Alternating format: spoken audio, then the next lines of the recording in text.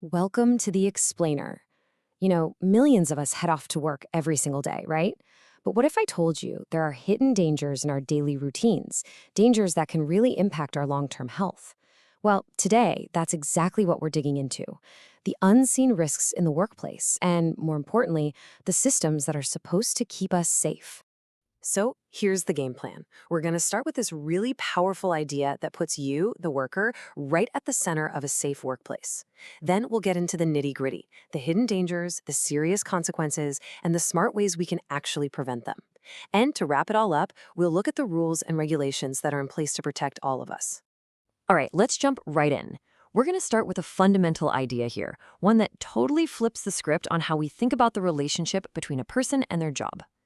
So the magic word here is ergonomics. And it's not some complicated scientific term. It basically means instead of forcing you to fit the job, we should be fitting the job to you. See the difference? The whole point is to design the tasks, the tools, even the whole environment to suit the worker. This isn't just about safety either. It makes you more efficient and just, well, better off all around. But what happens when that doesn't happen? What happens when the job doesn't fit the worker? That's the million-dollar question, right? Because when there's a mismatch, when the work environment is just badly designed or unsafe, that's when we run into what we call occupational hazards. And these are the risks that can chip away at our health, day in and day out. Okay, so we've got these hazards, but what are they exactly? Well, it turns out they're all grouped into different categories, and knowing what they are is the first step to actually dealing with them. Basically, you can sort every single workplace risk into one of these 5 big buckets. And this is a super comprehensive list. It covers the obvious stuff like physical dangers from heat or machinery and chemical or biological exposures. But it also includes something that's getting a lot more attention these days, psychosocial hazards. We're talking about things like burnout, extreme job stress, and workplace harassment. Now, when you hear physical hazards, your mind probably jumps to something like a slip and fall, right? But it's so much more than that. We're talking about invisible forces. Think about a diver or a construction worker in a pressurized tunnel. That change in pressure can cause something called caisson disease, the bends. Or what about the constant buzz of vibration from a power tool? Over time, that can lead to real, permanent nerve damage. So yeah, it's a way bigger category than you might first think. Okay, this is fascinating. Let's talk about chemical hazards, specifically dust. This chart shows us something absolutely crucial. Size matters a lot. See, the bigger particles, your body can kind of handle them. They get caught in your upper airways. But look at those tiny particles, the ones under 3 microns. They are the real danger. Why? Because they're so small, they sneak right past all your body's natural defenses. They travel all the way down into the deepest part of your lungs, the alveoli, and they just stay there. And that's where the real damage begins.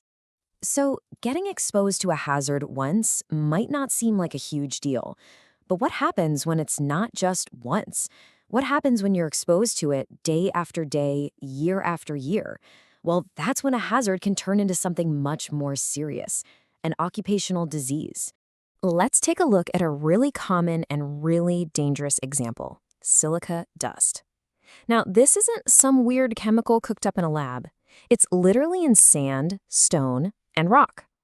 The danger comes when things like drilling, crushing, or sandblasting kick up that super fine dust into the air.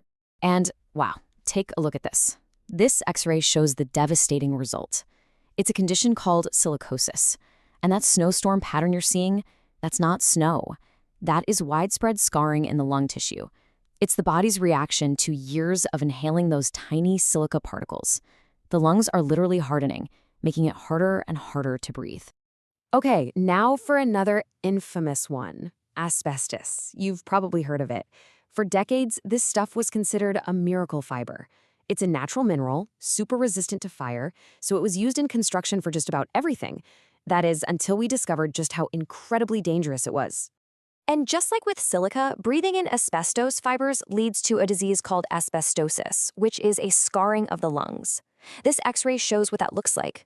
See that hazy ground glass appearance? Especially in the lower parts of the lungs? That's the damage building up over time. And here's something you might not know. Not all asbestos is created equal. There are different types. One type is way more common, used in almost everything, but there's another, rarer type that is way, way more dangerous. It's linked to some of the most aggressive forms of cancer, like mesothelioma. And one of the scariest things about a disease like asbestosis is just how sneaky it is. The symptoms, they often don't show up for 5, 10, sometimes even 20 years after you were first exposed. It could start with something you just brush off, a nagging cough or feeling a little winded. But by the time you notice it, the damage is already. Okay, so we've seen the problem, and it's pretty serious. So let's talk about the solution. How do we actually protect people? Well, it's not just one thing. It's a whole multi-layered system, a shield of prevention. Yeah, true protection is way more than just handing someone a mask. It's really a three-pronged attack. You've got medical measures, like health screenings before you start a job and regular checkups. Then you have engineering measures. This is where you actually change the workplace to get rid of the hazard. And finally, you have legislative measures, the actual laws and regulations that set the safety standards and make sure they're followed. And out of all those, the engineering controls are by far the most effective. Why?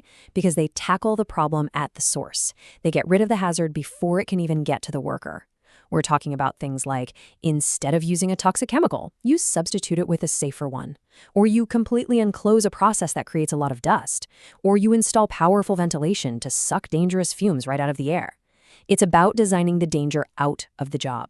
All right, last but not least, let's look at the rules of the game, the laws that put all these protections into writing. And these aren't just friendly suggestions either. They are legally enforceable standards meant to keep everyone safe.